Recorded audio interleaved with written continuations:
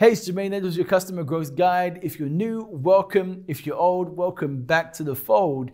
In this video, we're on number 3 of a 4-part series called Stakeholder Mastery. If you haven't seen video number 1 on identifying and 2 on verifying and validating, I suggest you go there first. Otherwise, this video won't make any sense whatsoever. But in this video, we're going to talk about communication and positioning the communication with all of your stakeholder contacts.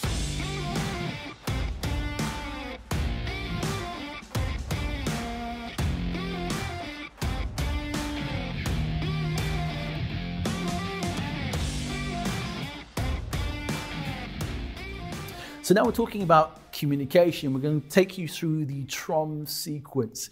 And each of these areas are very important in the consideration for communication in any kind of business and any kind of contact that we might have. It doesn't really matter. These things are going to be really important to you. So the first thing here is around time. And time is really important here.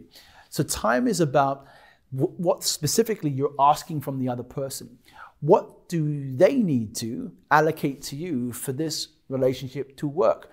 For them to realize the benefits that you've identified right from the beginning and the advantages, the implications of them not doing the work. What do they need to allocate to that time and the relationship with you? Equally, what time would you need to allocate to that relationship to make sure that you deliver on those particular expectations? You need to be really clear and aware of this, because oftentimes one of the biggest barriers to commitment and willingness from a customer is the perceived time to effort. But if we can communicate that clearly to the customer up front, that these are the reasons why we're asking for this time, here are the results and benefits that we are aiming to achieve through this contact, they'll be more open to having that dialogue and committing the time with you.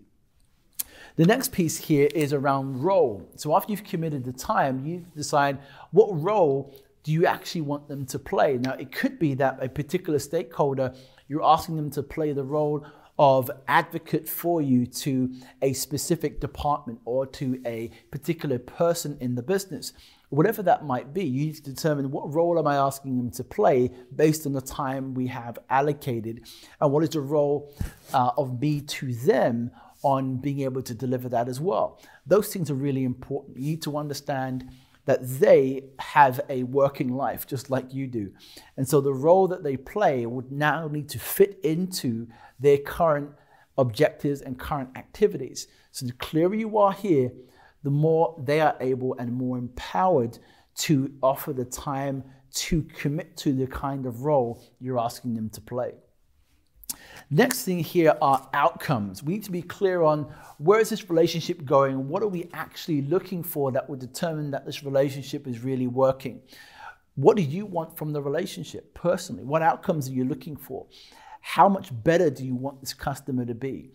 What will be the synergy between you? What will be the expectations between you in regards to those outcomes? What benefits in the short, medium, and long term might you be able to attribute to these contacts? Now, this might sound like a lot, but you would do this with any serious relationship. If you're married, if I had no conversations about the time we're allocating to things, the roles that we both play, and what we're actually after, we wouldn't have a very successful marriage at all. So it's the same thing with inside a business. We need to really consider these things and know what the outcomes are. So now we've come to the last part of the T.R.O.M sequence, and the last part is messaging. So we want to communicate and be clear on what we want to communicate on a daily, weekly, or monthly basis. So these specific messages might come from the outcomes that we've determined with a specific contact.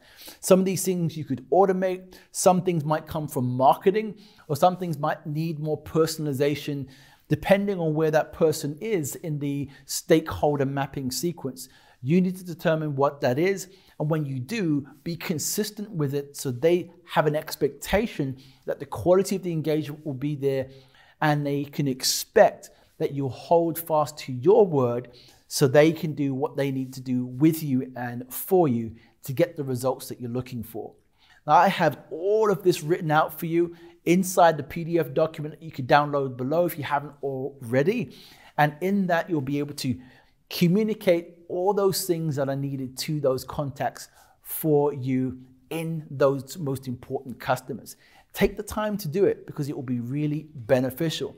And in video number 4, we're going to talk about how you can engage your customers at a much higher level within this process. And I'll see you in video number 4.